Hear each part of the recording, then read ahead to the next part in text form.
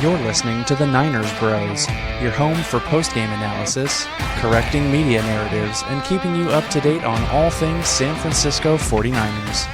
What's up, guys? I'm Michael Ditchfield. And I'm David Ditchfield, and we are the Niners Bros.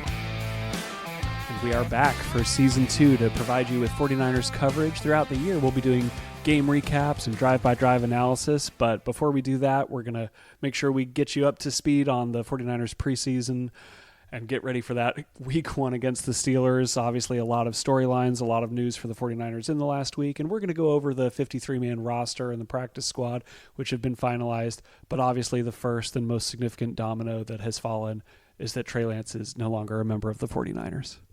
And it's stunning. Anything that can go wrong in the 49ers QB room seems to go wrong. Yeah. Just a wild set of circumstances that led us to this place. 49ers fans have to be just shaking their head in disbelief. And Kyle Shanahan and John Lynch, who we are big supporters of, definitely have a few issues we want to talk about in terms of how they handled this process. But boy, they are sure taking it from the fans and from the media. There's memes flying around all over the place that show you what the Dolphins were able to use those picks. Yeah. Obviously, they packaged some of their own picks in to get those guys, but essentially they turned the Trey Lance trade into Jalen Waddle, Tyreek Hill, and Bradley Chubb. And man, it just makes you want to throw up every time you see those memes and you realize that now the 49ers basically are just getting a fourth-round pick back from Dallas, and Dallas is eating his salary. So as awful as that is, a fourth-round pick is actually better than I think most people were expecting to get for Trey Lance at this point based on his injury history and complete and utter lack of actual game experience. Yeah, it's hard to. I think the perception has been that anyone can operate Shanahan's offense successfully. It's so tailored to make things easy for the quarterback. So a little bit, it's very damaging to Trey Lance that he was not able to succeed here. It's like, well, if you can't do anything with him, what are we going to do?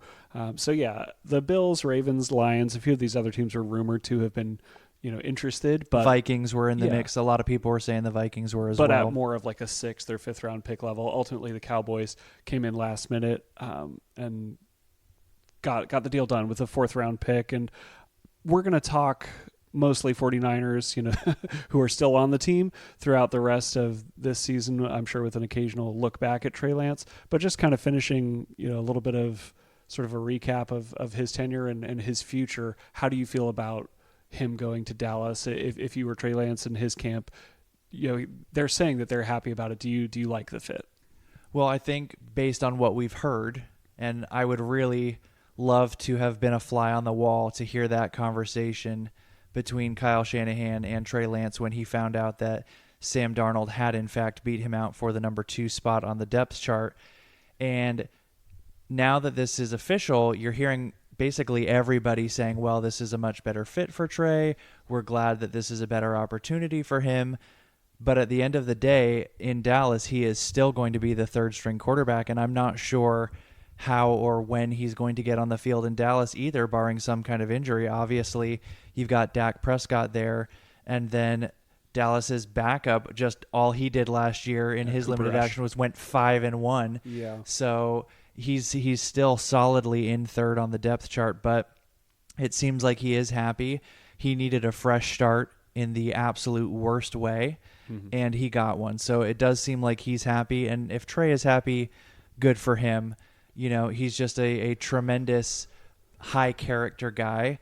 I have nothing but praise for him in terms of how he handled this unbelievably complex quarterback situation where just one thing went wrong after another. Horrible timing on injuries, QB drama with veterans, Garoppolo. Sure. The whole thing. And he apologized. That was another nugget that came out in the press conferences as he was told that he had lost out on the job and basically clinching that the team viewed him as not even worthy of being a backup. He apologized for not meeting their expectations, which I think a lot of people in that situation would have had more of an FU kind of response to it. But he, like you said, I think it was just time for a fresh start. Shanahan and Lynch, answered a lot of questions in that press conference, and give the 49ers media some credit. Sometimes they're criticized, I think fairly, for carrying the team's water and not pushing back or asking any questions. But this was one where when you trade 3 first-round picks and a fourth to go get someone, and then you end up completely bailing on that, I think the media was right to ask them what went wrong and to kind of push them on those fronts. Some different nuggets. I would say a lot of the emphasis from Shanahan and Lynch in their answers, it was just really centered on the injuries, blaming the injuries for what happened. There was pushback on that, of course, but I think that they made some other assertions. The first one that we can kind of discuss is they just said that, in their opinion, Trey Lance was just not ready in year one to have the reins. And the eye test sitting at home for the average fan is not as accurate as what the coaches see, what they know about football, what they actually observe in the practices. And it's interesting, Shanahan said that he kind of gleans more information in practices than in preseason games, but it is hard as fans to watch Trey Lance struggle with really, really basic quarterback 101 stuff in his third year in Shanahan's system. Obviously, it's a phenomenally complicated system, but at the same point, so much of this is basically just get the ball out, get it into the hands of your skill players, and let them do their thing. Yak bros, right? So to see Trey Lance struggle so mightily to just make decisions, to get the ball out, you see him double clutching, not pump faking, okay? There's a difference, right? If you're pump faking to try and look off a safety, that is a very different thing than just being gun shy and clutching in the middle of a pocket, in a clean pocket, and just not being able to release, not being able to trust yourself to make those throws. And there's really just no excuse for that. I guess most surprising thing is that Trey Lance is such an intelligent guy, such a cerebral player. He blew Shanahan and Lynch away in his interviews in terms of his knowledge and all of that. Yeah, just in terms of his football IQ, he was labeled as being like a savant level football IQ guy. And it's just so surprising to see him not being able to seemingly process his reads and get the ball out where it needs to go. It's just really hard to understand. And the only thing that you can break it down is that he simply needs game reps that he never got in high school and never got in college. You would think that even just sitting on the bench, he would have learned more, would have grown more. But unfortunately, that's just not the case. And when you see him struggling to do the most basic things, yes, he has a cannon for an arm. He makes some unbelievable splashy plays and big-time throws, but he also takes a ton of sacks because he holds the ball for way too long. His escapability is not really as advertised in terms of him being a premium athlete. Yeah. I would argue that Brock Purdy is much more fluid in the pocket and kind of shifty. He may not have anywhere close to the top end speed that Trey Lance does, sure, but he's avoiding sacks and he's getting the ball out. Just a huge difference. So again, it's just so hard to see. It's a perfect storm of everything that can go wrong, going wrong in terms of injuries, quarterback drama, Brock Purdy coming on and stealing the show. It's just, you feel so bad for Trey Lance, and it's just sad. As fans, 49ers fans, we saw his potential. We know what he has the ability to do. Whether or not he'll ever get to do that, I don't know. If he ends up leading the Dallas Cowboys past the 49ers in this year's playoffs, you guys should just Baker Act me immediately. The NFL script writers, is that what they've written? Yeah. Oh my gosh. Would you be surprised at this point? I mean, come on. 49ers quarterbacks. Yeah. It's hard. You look back at that rookie year, and a lot of people say, well, they should have played him anyway. Like, for the future of the team, they should have played him anyway. But I think this is where the veterans were. We've always heard rumblings or rumors of these, but they've only gotten louder. I think it's pretty clear that they came to Kyle as the offense was sort of sputtering early on and said, look, we don't have time for this Trey package. It's completely disrupting the rhythm of the offense. He wasn't really ready in year one to be the full-time starter. And yes, the 49ers didn't win, but it's hard to argue that sticking with Jimmy was the wrong plan when you see how far they got. They, didn't win the Super Bowl, but yeah, year two, I thought it was interesting that Shanahan and Lynch did admit that they committed to him even though he wasn't ready. That was the closest I think they came to really throwing Trey under the bus, is just saying that he was not ready to be a traditional full-time, quarterback, but they were hoping that by the end of the year he would develop into, and instead he got hurt. And they said that they had really customized or tailored the offense to sort of feature his strengths in that year. And then, of course, the early injury just kind of wrecked those plans completely. But they said basically we were prepared to go with him and kind of live with the growing pains, which obviously in year 2 you would hope that there wouldn't be as many growing pains. Yeah. But again, it all comes down to his just complete lack of experience and game reps that he was never able to overcome. I think the hardest thing to swallow from the press conference was just the answers to the question about sort of how this came about in terms of Trey being chosen as third, behind Sam Darnold.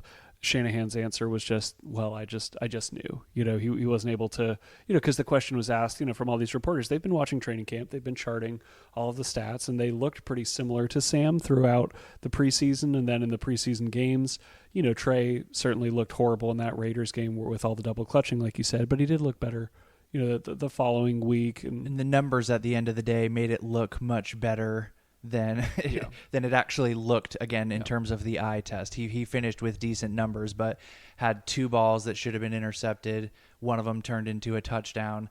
Just kind of deceptive stats at the end of the day. We have been big supporters on this podcast of Kyle Shanahan and John Lynch, and we still are. But I have to say, objectively here, it's very strange the way that this all went down. And again, what else is new? It's quarterbacks in San Francisco, but sure.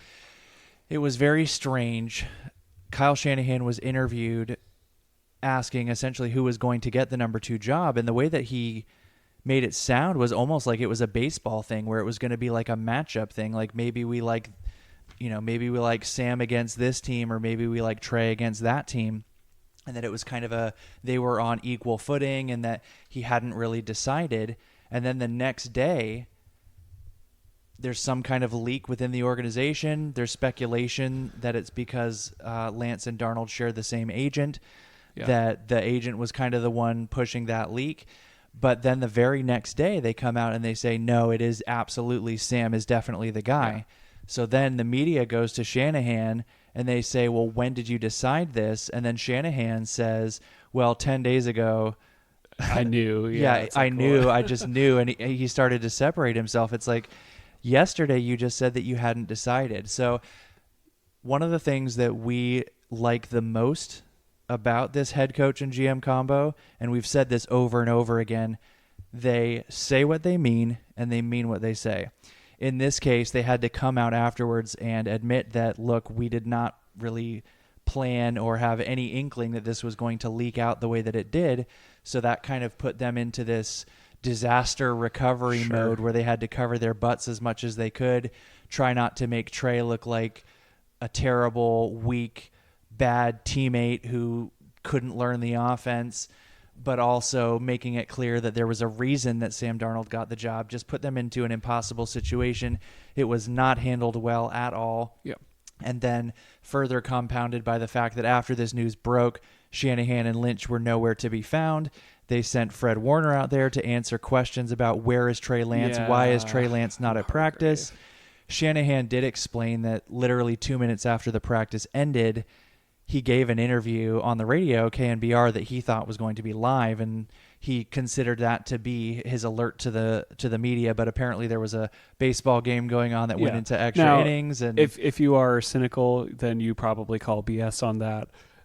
As excuses go, it's pretty good. But certainly if you're not looking to give him the benefit of the doubt, I could definitely see calling BS on that for sure. At this point, it's neither here nor there. Trey Lance is now a member of the Cowboys, and the quarterback room, if you're being totally honest, the quarterback room this year as opposed to last year is worse. Last year you had Jimmy Garoppolo, who, for all of his faults and flaws, had been to a Super Bowl. You had Brock Purdy, who is our current starter, and Trey Lance. Now instead you have Brock, Sam, and Brandon Allen. So I don't think there's any debating. Brock coming off of a pretty serious injury. Yes, he's looked good. Rumor is that he's basically, full go. He was on a bit of a pitch count, if you will, in practice this week, but they said that was sort of previously planned. It's not in reaction to anything that happened in any of the preseason games. Yeah. Brock looked great. The arm was there. There were a few throws that maybe sailed on him a bit where, maybe knocking a little bit of the rust off, but I don't think a huge reason to be concerned. However, what is it going to take to sort of re-injure that or possibly make it even worse? You just have to hold your breath and hope for the best. We are so scarred as fans. Yeah, can we stop with the 7-step drops out of not even like out of I formation and things like that?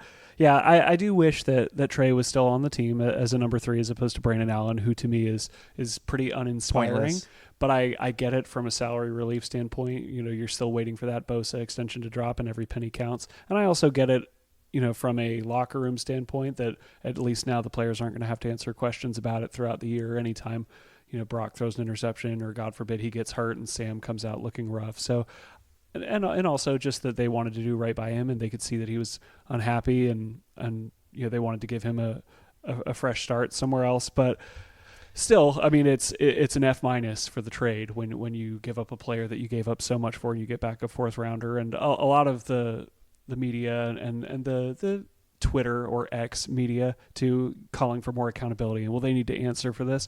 I understand what they're saying, but a little bit it's kind of exasperating. It's like, well, what do you mean by they need to answer for it? Like they should be fired? Well, not necessarily fired, but they need to answer. Well, what are you what talking else about? is there? Like you get fired or you don't. It's like, what do you want Jed York to like call them into the office and spank them like Michael Scott? Like, Kyle, you are going to learn to draft more professionally. Like you're going to send them on administrative leave because they made a bad draft pick. Like if that's the new modus operandi, there will be nobody left to run the team. So, any other more practical suggestions about, there needs to be more structure in place. It's like, okay, more voices in the room.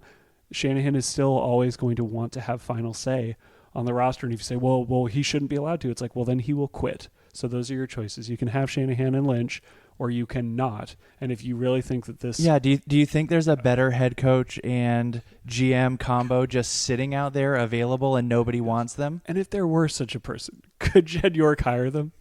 Then what are we talking about? Little Moneyball reference for you there. Yeah, it's tough. And remember that Jed York also chose Trent Baalke over Jim Harbaugh. I'm actually still salty about that. Yeah. So, yeah, 49ers fans, you need to have some perspective here. And if you just can't stand Shanahan and Lynch, then we are just going to have to agree to disagree on that. They've been to the Super Bowl or the NFC Championship 3 times in the last 5 years. And there are more than a handful of organizations who would kill to have had that kind of postseason success. And look at what the 49ers have had to wade through to get there with essentially no quarterback half the time. It's unbelievable what Lynch and Shanahan have done. So, again, really rough offseason. There is some kind of alternate universe where I think they draft Trey Lance, they redshirt him for a year, he comes in, he learns the offense, he's confident, he lights the league on fire, and the 49ers win the Super Bowl. But boy, the percentage of that is just so unbelievably low. The likelihood of that happening with a win now roster, they should have never moved up that far. The price to move up from 12 to 3 is simply too high.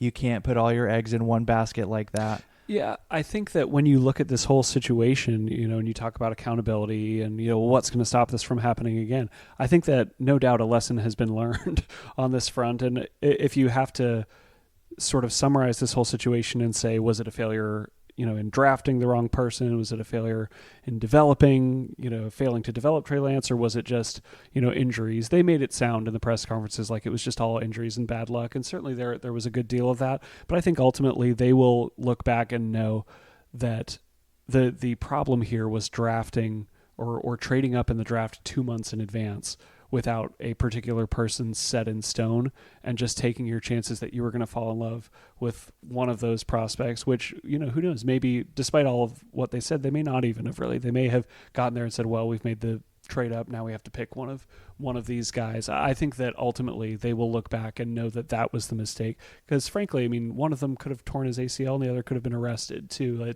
It was way too big of a risk to move that far up without knowing exactly who you were taking and without either of the potential candidates, who would be available being like 4-year seniors or people with a strong track record. It was just way too big of a risk. And when you consider too, who they could have had if they were willing to pay that price. I know they've put an emphasis on the salary cap and someone on a rookie deal, but forget the salary cap. You can afford to live without a few veterans. If you had used those 3 first-round picks, do you think they could have gotten Kirk Cousins? Yeah, I think the list of quarterbacks you wouldn't be able to get is Deshaun probably Watson. much smaller. Yeah. I mean, you couldn't get Mahomes, you couldn't get Burrow, you couldn't get Allen, but outside of that, I mean, pretty much the sky's the limit, like you said. Salary cap, of course, being the biggest implication there. So all of that to say, just a disastrous and disappointing end to the Trey era, if you will. Yep. And we wish him the best, obviously, not this year against us in the playoffs, but certainly wish him the best. He just got a raw deal and was never able to overcome some really unfortunate circumstances. So we're talking about salary cap issues.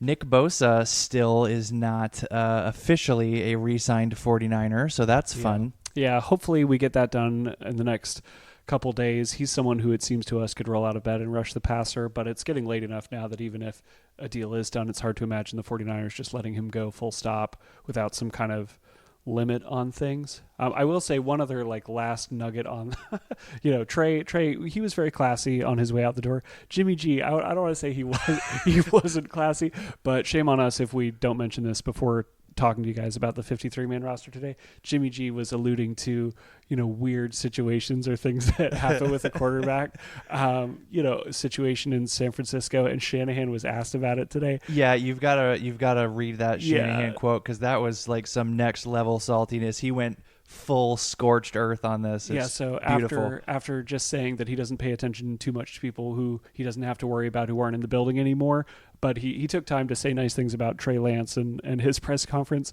and then when he's asked about the whole quarterback saga and Jimmy's comments, he said, well, I didn't have any comments on those, but we did wait 10 weeks and then made a trade for a quarterback, and talking about Jimmy Garoppolo at the start of their tenure. And he said, well, he played 5 games and then we made him the highest paid quarterback of all time at the time. And then he played 2 of the next 5 years and did really good in those 2 years. His injuries for 3 of those 5 years were legit, and it was rough on him and rough on us. And then we made a move to go get a younger quarterback, and we thought he'd be ready in 2 years and he wasn't. And now we have a different younger quarterback. So that's the situation. So. I don't know that his tone was quite as negative as you read it there, but yeah, those were some pretty pointed words from Shanahan. So I think reports that there was some love lost between Shanahan and Garoppolo, you can go ahead and say were officially true. Yeah. I don't know that the relationship deteriorated as soon or as quickly as a lot of people reported that it did, but certainly towards the end of the year, they were expecting him to at least make an effort to be available. But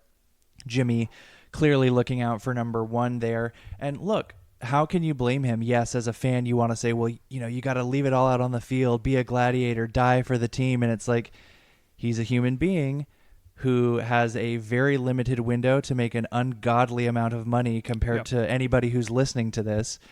And he was not going to jeopardize that after he already let his ego go completely in the backseat to be the backup to Trey Lance, take a lower salary that was incentive laden. So Jimmy looking out for number 1, I have no problem with that.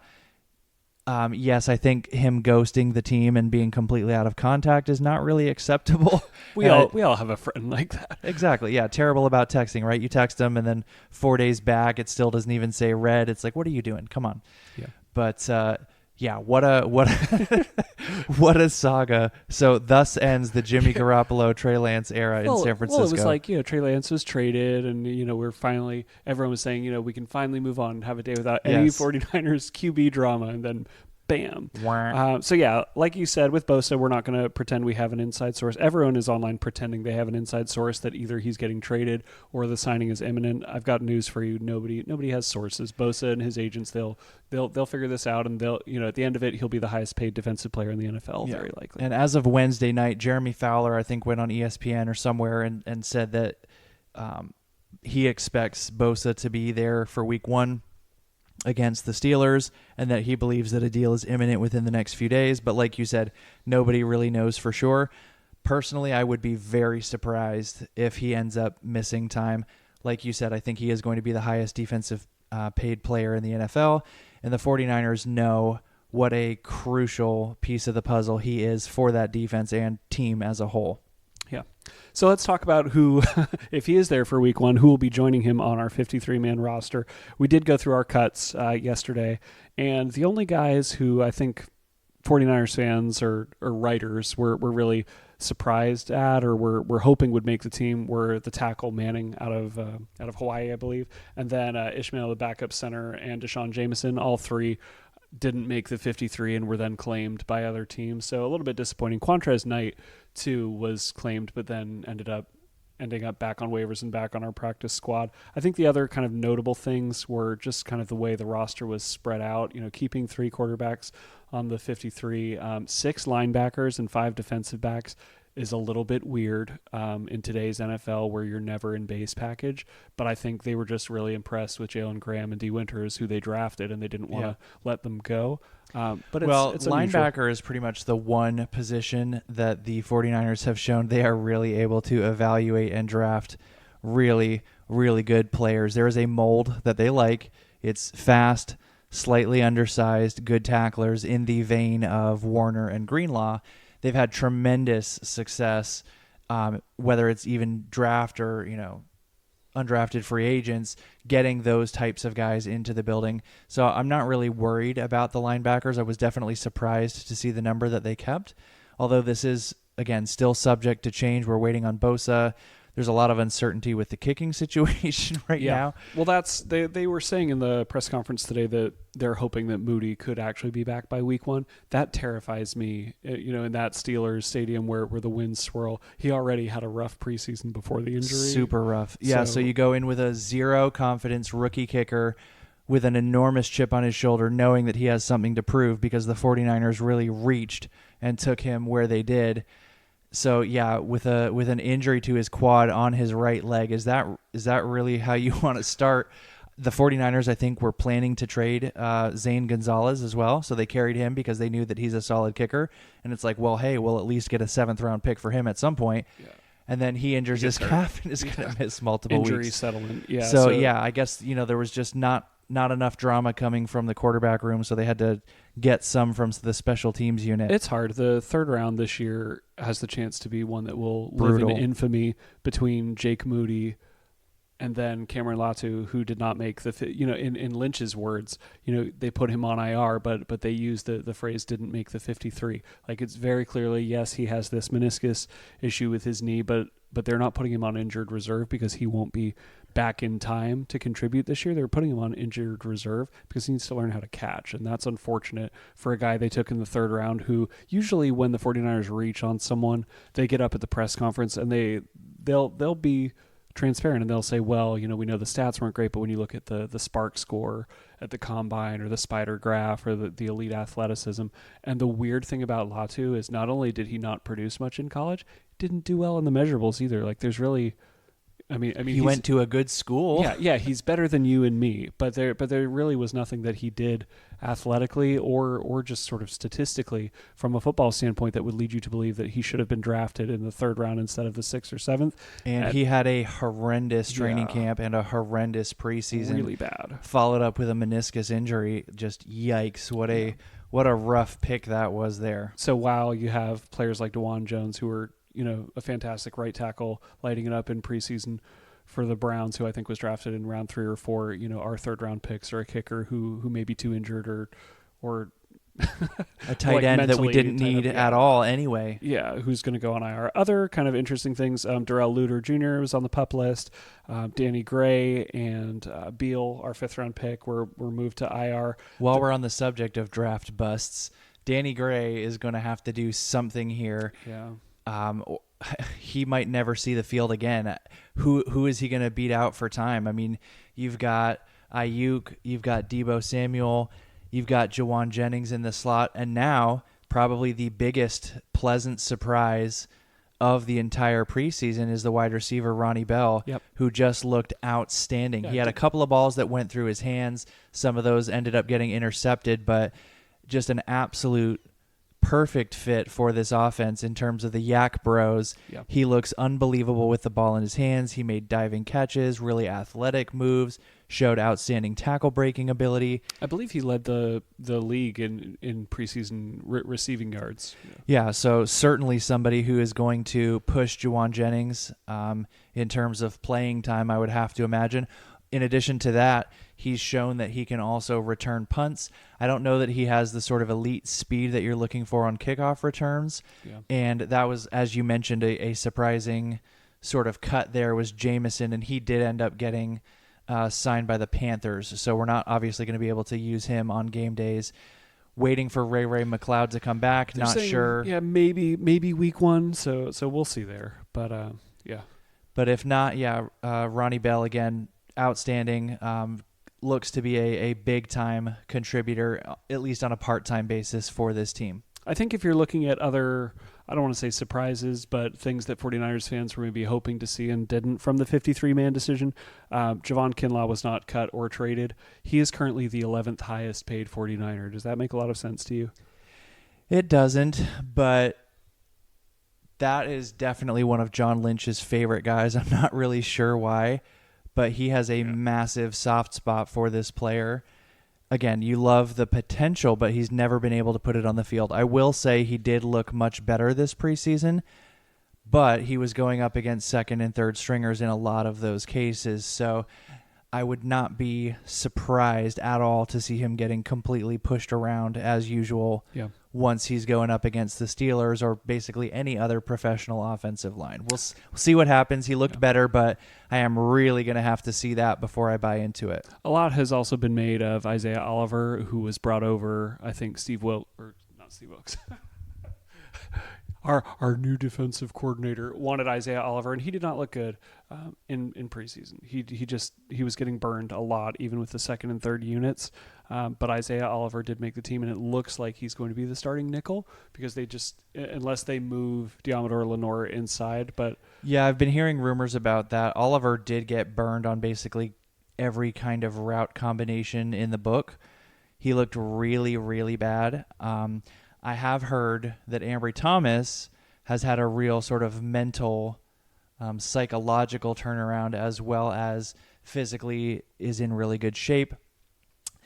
So I'm hearing that he might be having a chance to actually start outside instead of Diamador Lenore, and Demo might be moving inside if they are not confident in Oliver.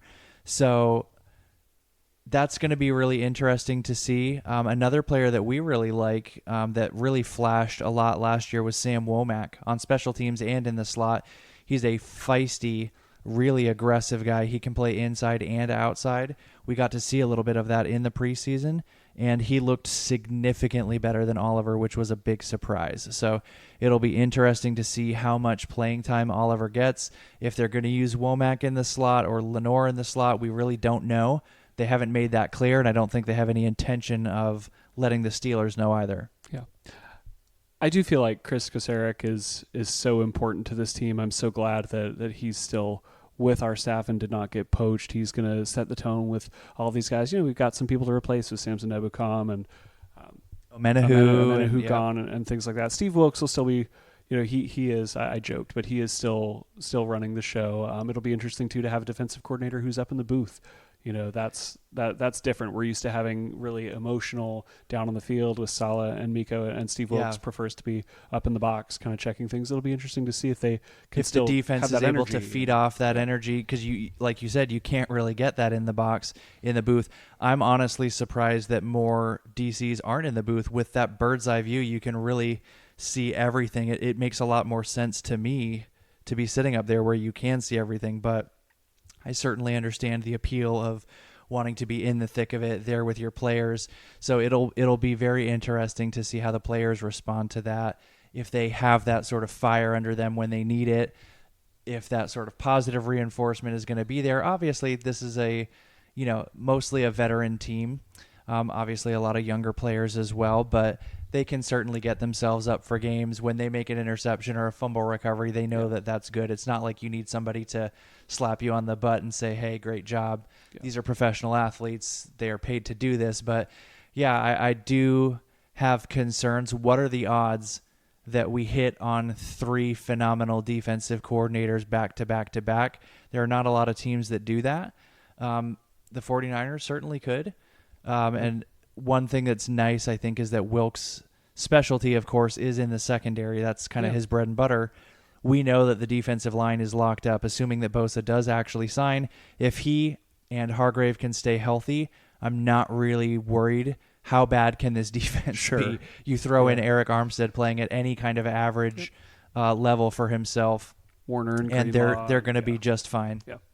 Yeah, it'll be interesting to see. You know, we expect a lot more blitzing too. Wilkes historically is more of a proponent of blitzing and applying pressure that way. I think Fred Warner is a good pick to maybe have 5 sacks this year or something. I'm sure he would enjoy getting to blitz a little bit more. Getting back to the 53 man, I think the only other thing that you and I kind of rolled our eyes at, and I guess it just boils down to Shanahan wanting to bank more on experience and sort of flexibility. Zakel making the roster, who had multiple holding penalties and just looked really bad in preseason. Yeah, and it wasn't just the holding. They were blatant holds, and then he does the one thing you absolutely cannot do after you commit an egregious hold. You cannot raise both of your hands in the air and then immediately start whipping your head around looking for the official. It's like, do you think is there any chance at all that they don't call that when you are waving both hands in the air like you're at a Taylor Swift concert and looking for the ref? Like, just how much easier can you make it for them to throw the flag? Come on, dude. When I'm watching him, I get more of like it wasn't me. Even caught it on camera. It wasn't me. Are we allowed to? I don't know if we're allowed to sing that. It was Nick Zakel every time when the flag is thrown. So yeah, I think those are kind of the highlights from the 53 man. I think as frustrated as we can be as 49ers fans with underperforming players here and there, the reality is, to quote Will Ferrell and the other guys, they're not all first round picks. Okay. But it's a stacked roster. I think that the Eagles are still hard to beat this year in the NFC, and the Chiefs, as long as Patrick Mahomes is healthy and the offensive line exists, are still going to be hard to beat. But there's no reason why the 49ers can't contend for a Super Bowl with talent at every level, of both the offensive, sort of structure and defense. So you mentioned the other guys, that actress that he referred to as not a first round pick. It's Ava Mendes, right? Yeah. Do you think she could maybe block for us? Better than Zakel. I'd put money on it. Yeah. But that's going to do it for us this week, guys. As we said, be sure to tune in throughout the year as we go through the game recaps and break down all the plays that mattered. And once again, feel free to check us out on Spotify, iTunes, wherever you get your podcasts. We are the Niners Bros.